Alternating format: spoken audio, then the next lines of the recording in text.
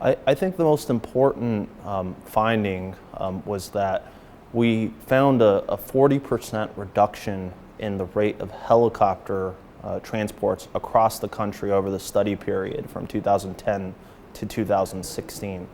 What was more interesting was that when stratified by patients transported from scene of the trauma versus patients that were transported between hospitals or facilities, those transported from the scene had a decreased risk of mortality when transported by a helicopter EMS crew versus ground ambulance transportation.